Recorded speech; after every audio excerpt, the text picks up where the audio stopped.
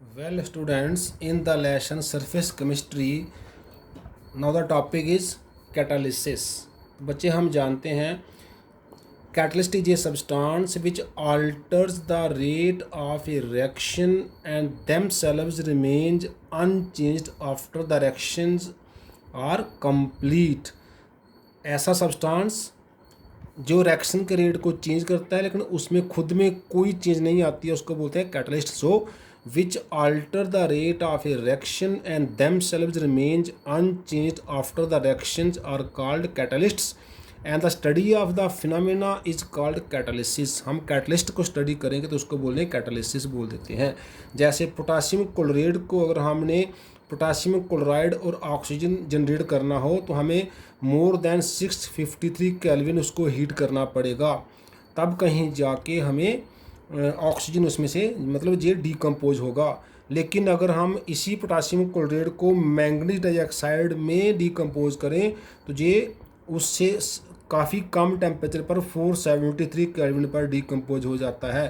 तो product same रहते हैं लेकिन रिएक्शन जो है वो लो टेम्परेचर पे पॉसिबल हो जाती है. मींस कैटलिस्ट ने उसके रेट को इंक्रीज़ कर दिया. लेकिन बच्चे कुछ कैटलिस्ट रिएक्शन के रेट को डिक्रीज भी करते हैं, उनको बोलते हैं नेगेटिव कैटलिस्ट्स. और जो इंक्रीज़ करते हैं उनको जहाँ तो पॉजिटिव कैटलिस्ट्स, जहाँ सिंपली कैटलिस्ट्स.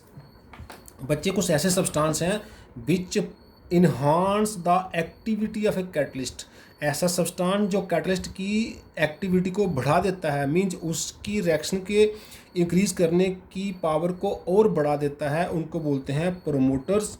और अगर वो कैटलिस्ट की एक्टिविटी को डिक्रीज़ कर देता है उसको बोलते हैं poisons. Which decrease the activity of catalyst they are called poisons. जैसे अगर हम नाइट्रोजन और हाइड्रोजन से अमोनिया जनरेट करते हैं तो हमारा आयरन जो है वो कैटलिस्ट है, और अगर इसमें मॉलिब्डेनम या पोटासियम ऑक्साइड डाल दें तो वो इसका प्रमोटर का काम करता है, वो आयरन की एक्टिविटी को और बढ़ा देता है. कैटलिस्ट बच्चे फर्दर दो टाइप के हम जिसको डिफाइन कर रहे हैं, इसको हम डिस्टिंग्विश कर रहे हैं दो टाइप्स में, होमोजीनियस एंड हेट्रोजीनियस कैटालिसिस. तो बच्चे क्या है, when the reactants and the catalysts are in the same phase. जिस फेज में रिएक्टेंट है उसी फेज में प्रोडक्ट है, सॉरी उसी फेज में कैटलिस्ट है, तो वो हो जाता है होमोजीनियस कैटालिसिस. जैसे अगर रिएक्टेंट गैस है तो कैटलिस्ट भी गैस, अगर रिएक्टेंट लिक्विड है तो कैटलिस्ट भी लिक्विड, वो हो जाएगा होमोजीनियस कैटालिसिस. और अगर ऐसा नहीं है, रिएक्टेंट गैस है कैटलिस्ट सॉलिड है, तब हो जाता है हेट्रोजीनियस कैटालिसिस या हेट्रोजीनियस कैटालिस्ट. उसको बोलते हैं जिसमें रिएक्टेंट और जो कैटलिस्ट है उनका जो फेज है वो सेम नहीं है. जैसे जो हमने ऊपर एग्जांपल लिखी है, नाइट्रोजन से हाइड्रोजन रिएक्शन करवाएं अमोनिया बनाने के लिए हैबर्स प्रोसेस में, तो आयरन जो है वो कैटलिस्ट है. इसमें नाइट्रोजन गैस है, हाइड्रोजन गैस है, आयरन जो है वो सॉलिड है, तो ये एक हेट्रोजीनियस कैटालिसिस की एग्जांपल हो जाएगी.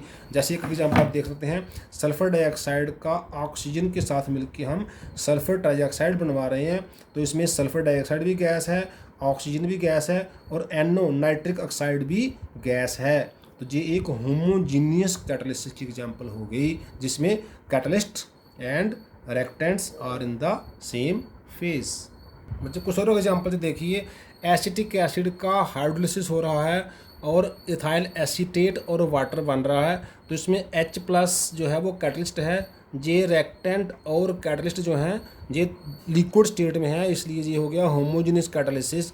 ऐसे ही सुक्रोज का हाइड्रोलिसिस हो रहा है, सल्फ्यूरिक एसिड कैटलिस्ट है, ग्लूकोज और फ्रक्टोज बन रहा है, इसमें भी सभी कंपोनेंट रिएक्टेंट और जो कैटलिस्ट है वो लिक्विड फॉर्म में है, ये भी होमोजेनियस है. ऐसे सल्फर डाइऑक्साइड का ऑक्सीजन के साथ सल्फर डाइऑक्साइड ऑक्सीडेशन हो रहा है, प्लेटिनम सॉलिड कैटलिस्ट है, ये हेट्रोजेनियस की एग्जांपल है.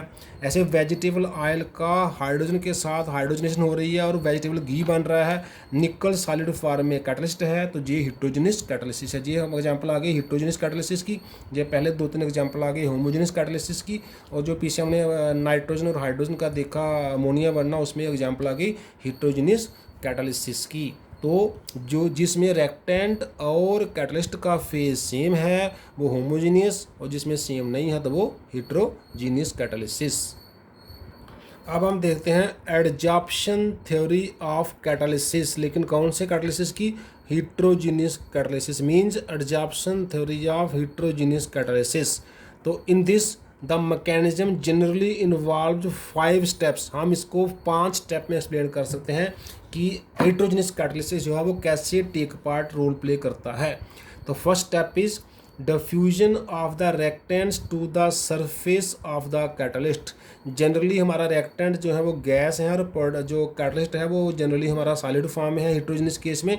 तो आप देख सकते हैं कैटलिस्ट सरफेस हो गया, जे इसके ऊपर सरफेस पर क्या है, जे फ्री वैलेंसीज हैं। तो जे हमारे पास ए प्लस बी के हैं रिएक्टेंट हैं, तो कैटलिस्ट के सरफेस के पास हम रिएक्टेंट को लेंगे तो हो गया diffusion of the reactant to the surface of the catalyst. Second step क्या है, ये होगा first step adsorption of reactants on the surface of catalyst. जो रिएक्टेंट हैं वो कैटलिस्ट के सरफेस पर ये जो फ्री वैलेंसीज हैं जहाँ पर एडजॉर्ब हो जाते हैं। जैसे आप देख सकते हैं जी हमारे पास कैटलिस्ट का सरफेस आ गया, ए और बी साथ में एडजॉर्ब हो गए हैं, साथ में उन्होंने वीक बॉन्डिंग बना ली है। ये क्यों बनी है? क्योंकि ये वेकेंट जो खाली वैकेंसी थी, ए और बी जहाँ आके बैठ गए, इन्होंने जहाँ आके वीक बॉन्डिंग बना ली, तो हमने कहा एडजॉर्प्शन हो गई रिएक्टेंट की on the surface of the catalyst.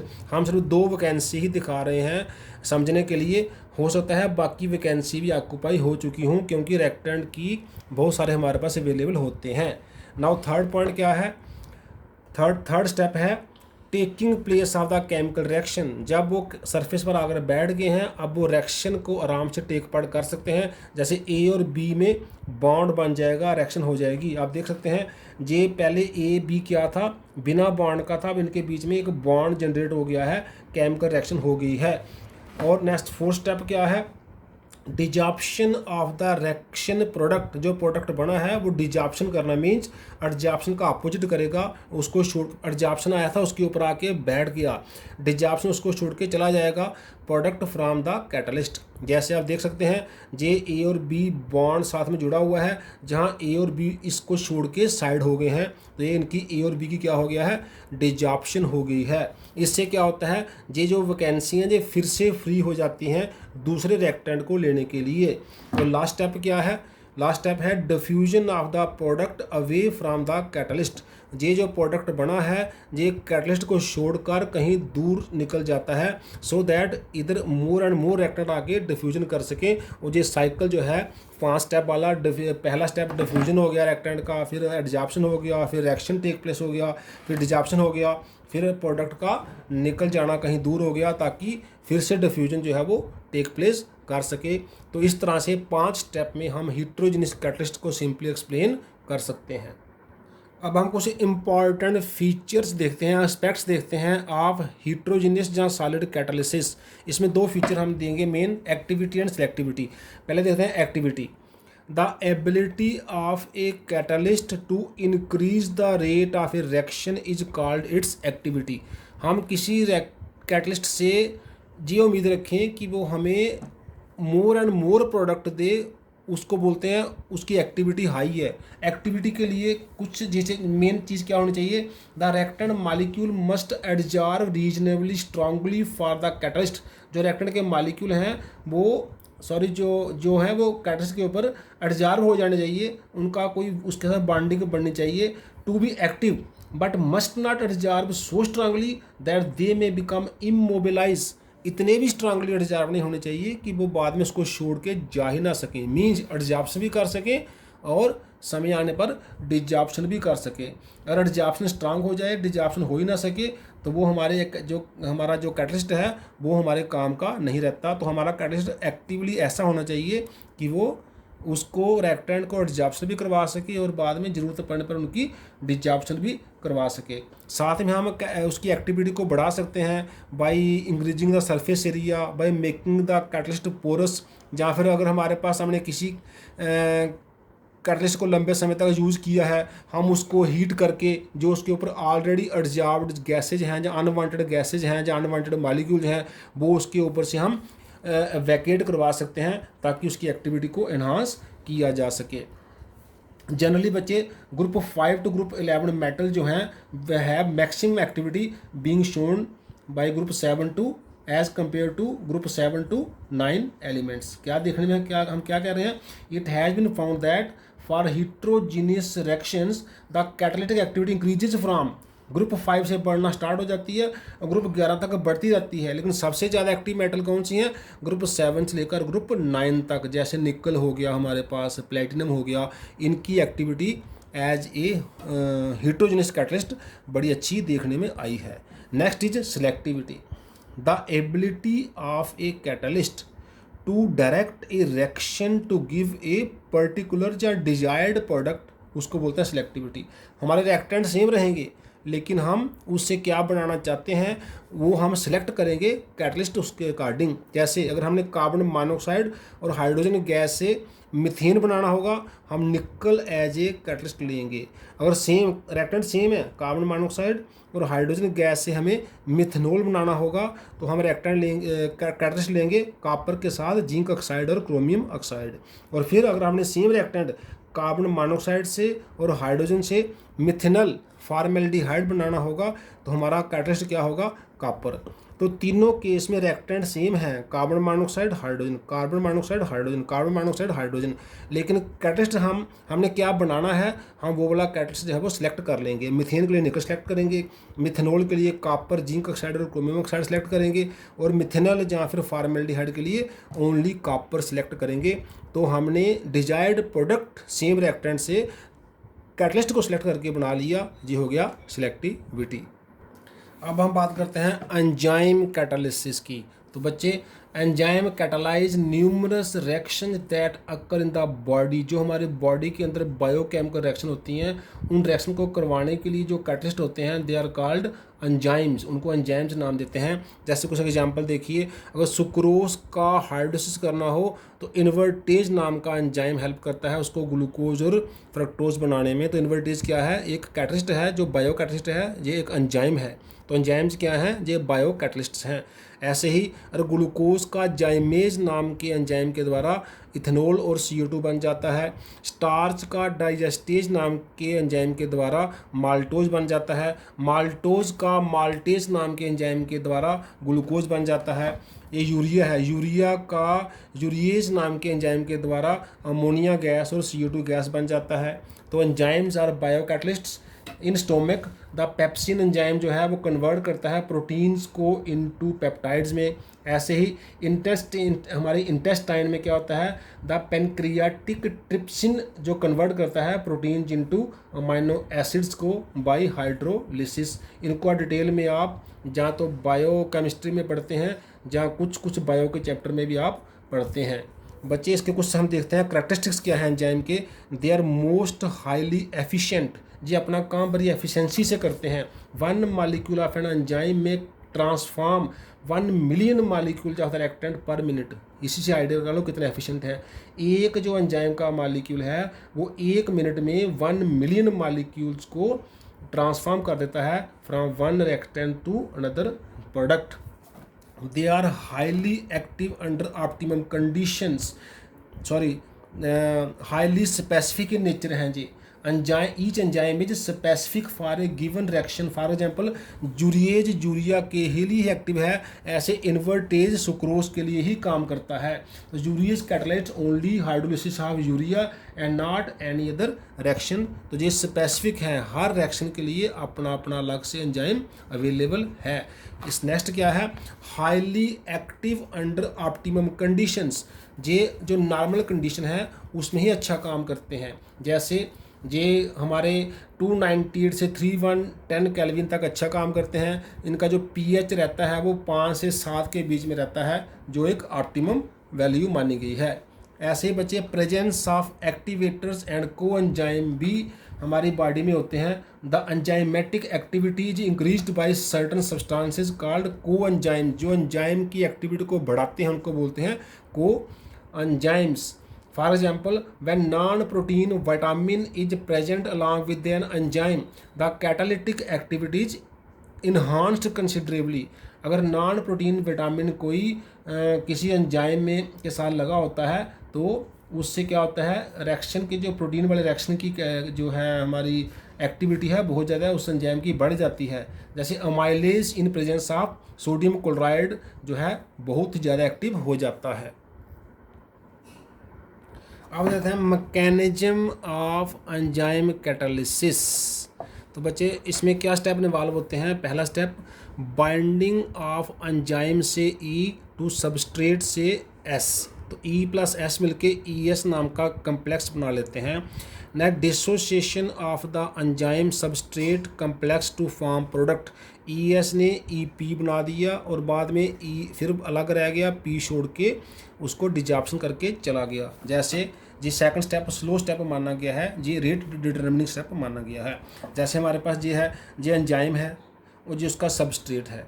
Enzyme की जितनी जगह है उसी के अपोजिट जो है वैसा ही मिलता जुलता सबस्ट्रेट होता है। इसको बच्चे लॉक एंड की मॉडल भी कहते हैं। जैसे जिस ताले की चाबी है उसी में फिट बैठती है, ऐसे जिसका एंजाइम जिस सबस्ट्रेट का है उसी को वो अपने पास बिठाता है।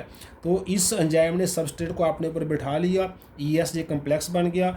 बाद में ये जो हमारा सबस्ट्रेट है जो प्रोडक्ट में चेंज हो गया, EP हो गया, बाद में P छोड़ के चला गया, एंजाइम फिर से पहले जैसा नए सबस्ट्रेट लेने को तैयार हो गया। तो ये इसका हम इस तरह से लॉक एंड की फॉर्म इसका मैकेनिज्म बता सकते हैं।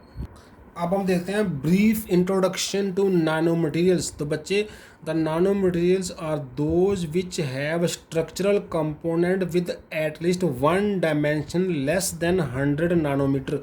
जितने भी डायमेंशन हैं, 2 हैं 3 हैं, जैसे 3 डायमेंशन मेन होते हैं, उनमें एक डायमेंशन का जो साइज़ है वो 100 नैनोमीटर के रेंज में होना चाहिए, वो हो जाएंगे nanomaterials. As the particle size decreases at greater proportion of the atoms are found at the surface. जब साइज छोटा होगा तो सरफेस पर ज़्यादा एटम लाई करेंगी, ज़्यादा सरफेस ज़्यादा वैकेंसी बनेगी। Materials which have one dimension in the nano scale are layers, उनको लेयर्स कहते हैं, जैसे एक ही डायमेंशन वाले को, सच है thin film. Materials which have नानो स्केल ऑफ इन 2 डायमेंशन वाले हैं उनको बोलते हैं बच्चे वायर्स बोलते हैं, और ऐसे नानो ट्यूब्स बोलते हैं। Nano scale in 3 dimension as particle for example precipitates. तो 1 डायमेंशन वाले लेयर्स, 2 डायमेंशन वाले वायर्स या ट्यूब्स, और 3 डायमेंशन वाले प्रेसिपिटेट्स या कोलाइट। तो बच्चे physical substances with at least 1 characteristic dimension between 1 to 150 nanometer are nanomaterial, जैसे हमने बात की। These are the building blocks of particle nanotechnology, जो आगे आने वाले टाइम में जिसकी एडवांसमेंट्स हो रही है। इसकी एप्लीकेशंस क्या हैं, नेक्स्ट जनरेशन कंप्यूटर चिप्स इससे बनने जा रही हैं। ऐसे nano crystalline materials synthesised by sol gel technique result in foam like structure, जिसको बोलते हैं aerogels, which are better insulating materials. ऐसे ही due to the enhanced chemical activity nano materials can be used as catalysts to react with toxic gases such as carbon monoxide हो गया, nitric oxide हो गया, in automobile catalytic converter, जिससे pollution का level कम हो सकता है, एंड पावर जनरेशन वगैरह में। ऐसे nanomaterials are used in high energy density batteries. तो ये इनके कुछ एप्लीकेशन जो हैं, तो आने वाले समय जो है वो नानो मटेरियल को ही बिलोंग करने वाला है। बच्चे इससे हमारा जो चैप्टर ऑलमोस्ट कंप्लीट है। इसमें कुछ चीज़ें हमने जैसे डिस्कस नहीं की हैं, जैसे जियोलाइट्स, शेप सिलेक्टिव कैटालिसिस, ये 11th क्लास में हम ऑलरेडी डिस्कस कर चुके हैं। ऐसे ही एप्लीकेशन जो आप कोलाइड्स वो सिंपली आप टेक्स्ट बुक या कहीं से भी पढ़ेंगे आपको इजीली समझ आ जाएंगी। तो जितना हमने इस चैप्टर में किया है वो सफिशिएंट है। आज हम यहीं क्लोज करते हैं। थैंक्स।